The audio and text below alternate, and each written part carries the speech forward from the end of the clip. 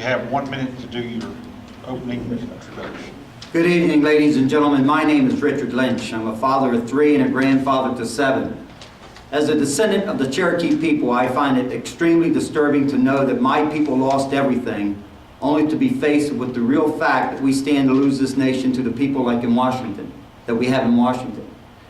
I pride myself on being a constitutional preservationist. I believe that Washington should operate and abide by the Constitution as it's written. I'm a firm believer in the 10th Amendment and the states' rights. I believe that our country should have its first concern for defense on American soil and concern for the American people. And I believe that the best thing that we can do as the Republican Party is return to our core principles in order to establish constitutional government once again in Washington.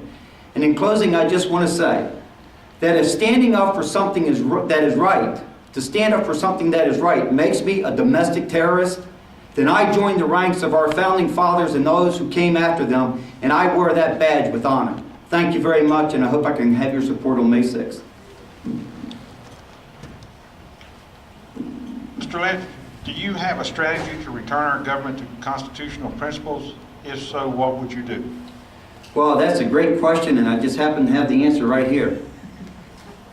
If you saw my card in the lobby there, you'll see that I think the first step that we need to take is we need to put a plan in motion.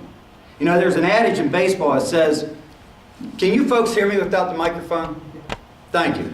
There's an adage in baseball that says, you cannot get to second base with your foot stuck on first. We talk about constitutional government, we talk about the need to get back there, but nobody's doing anything. Well, I'd like to propose 5 simple steps. 1, no bill is to exceed 10 pages. 2, all bills are to be accompanied by the constitutional article authorizing said bill. 3, no content in a bill that does not pertain to the title of the bill. 4, all bills are to be posted online for 7 days prior to introduction on the floor. And 5, any bill that requires expenditures must disclose the total cost, who the beneficiaries are, who will pay, how it will get paid, and an absolute sunset date. We have subsidies on our books for mohair from World War II. It's insane. Thank you. Why are you seeking the office of House Representative? Well, I think you heard me in my opening statement say I'm a father of 3 and a grandfather to 7. Anybody here who's a parent or a grandparent, and you know that we're faced with a $17 trillion debt, we have a totally dysfunctional government that operates completely outside the confines of the Constitution, enacting rules, regulations, statutes, and executive orders that are destroying our economy and replacing our freedoms with the force of government. We have a Congress that undermines the intelligence of the American people by making statements that they're going to cut spending by cutting future deficit spending. That's like me saying to you that I am going to lose weight by not putting on as much weight in the future as I did in the past. We need people in Washington with a little bit of common sense. And I'll tell you right now, my favorite line, Congress does not need experienced politicians, folks. Congress needs people who have suffered the hardships created by those experienced politicians. What makes you a better choice for U.S. House District 10 representative than your opponent? Because I fully understand, I take pride in knowing that we have a Constitution, and if we were to follow it, and we were to use the principles that made this country great in the first place, the Constitution, capitalism, personal responsibility, these are the things that built this country. Not government regulations, not going in and extending the debt ceiling to a level that nobody even put a number on. We need people in Washington who have experienced those hardships. Any one of us, I honestly believe this, anybody in this room right now, I believe would probably make a better representative than what we currently have there, because I honestly believe that most of us here truly understand what the Constitution stands for. And that's what we need to get back to, folks. You've heard it time and time again. We need to get back to constitutional government. Can you cite constitutional justification for federal funding of health care and education? No, as a matter of fact, if you want to know the truth, that was one of the biggest flim-flams ever played on the American people. Let's look at what went down there, folks. How many people here know where bills are supposed to originate? House. How many people know where Obamacare originated? Senate. Let's put it this way. Anybody, any representative, my representative, any representative across the state that sat there and voted in the end, I don't care if you voted for it 40 times not to fund it, but in the end, if you voted to fund it, I got a problem with you. I got a problem for not standing up for what is right. We've got to do that.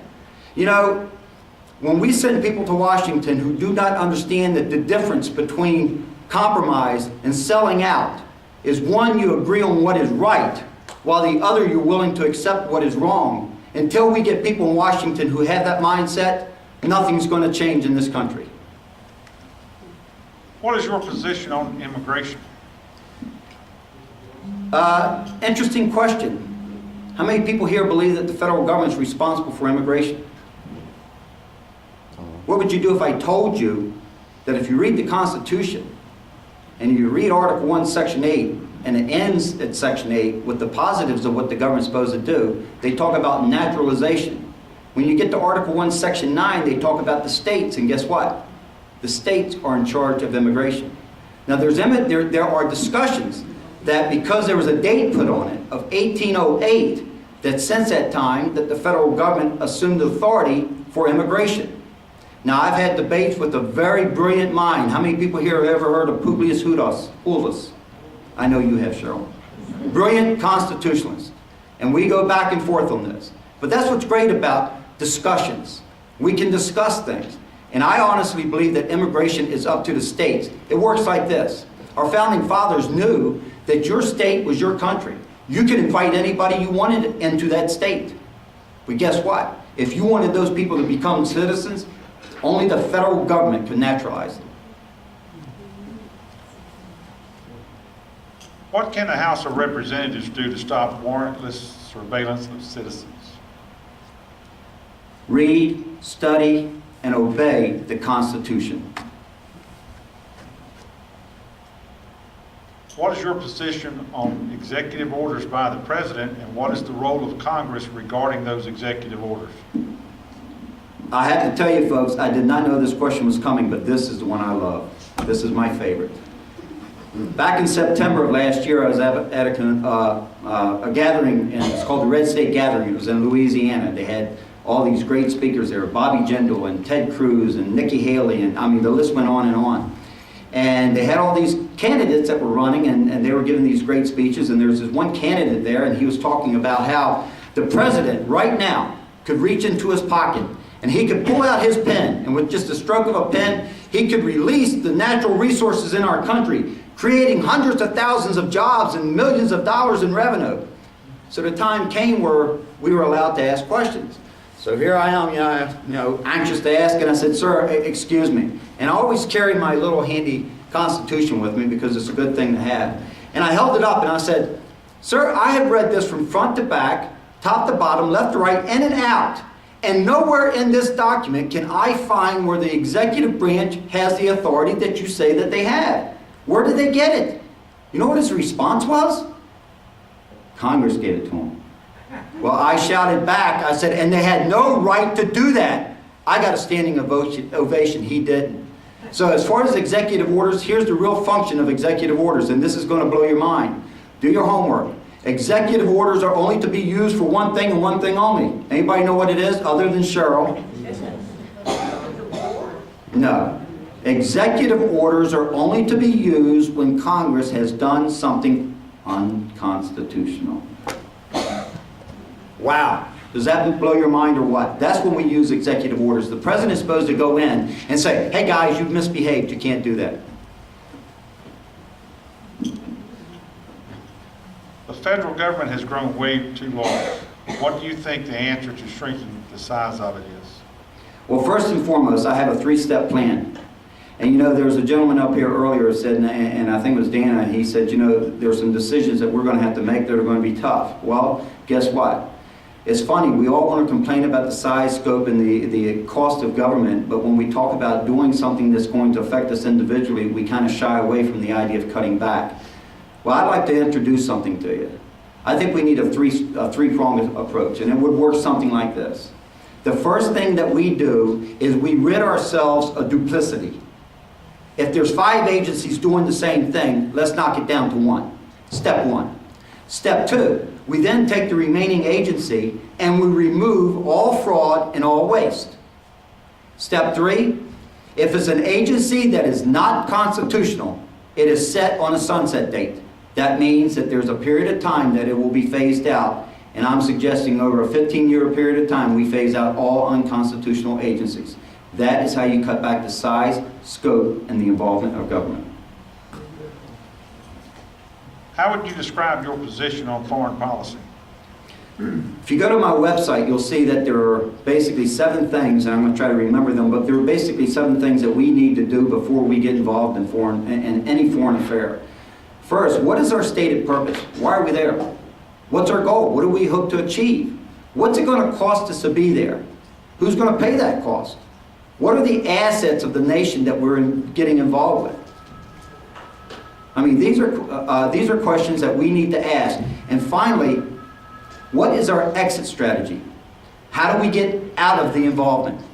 And what does it, and one more, what does it play in the defense of America? How does it play into the defense of America? As you heard me state earlier, I think the top priority for defense of America is American soil and the American people. Is there a particular committee in the House of Representatives that most suits your skills and experience? Anywhere where they need a really big mouth and a loud voice. Okay. Any committee that is going to look to cut back the size, scope, and the involvement of government, I'm there. I want to be there. Let me tell you something. My grandchildren are here tonight, 2 of them.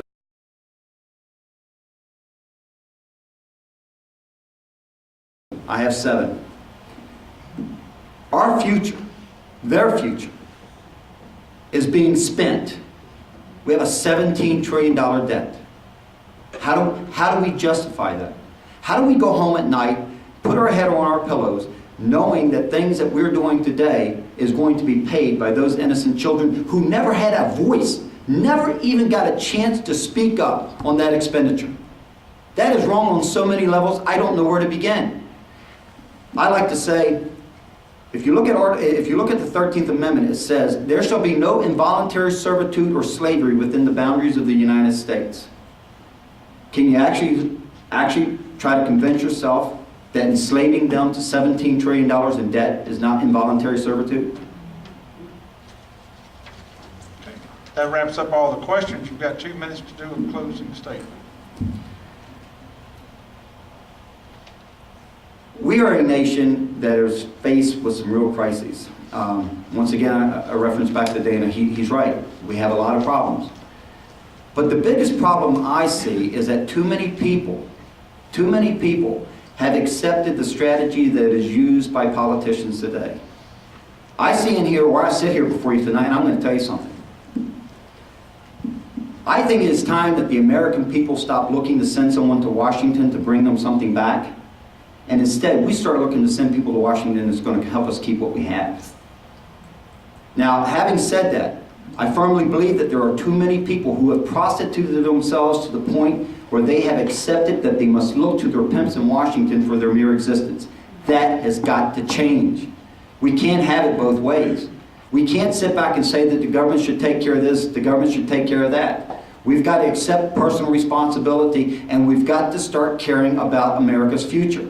And we're not going to get anywhere by sending people to Washington who do not have a clear-cut mindset that the only way to do that is to get to where we were that got us to greatness in the first place. Constitution, capitalism, personal responsibility. Those are the principles that made this country great. We need to get back to that, folks. I hope that on May 6th, when you go into that voting booth, that you look at it and you say, you know what, here's a guy, I think he has a good message, but I want you to know something. It's not just a message. It is what I stand for. It is what I believe in, because I love my country. More than anything in life, I love my country, my family, and my freedoms. Thank you very much, and on May 6th, I hope I can have your support.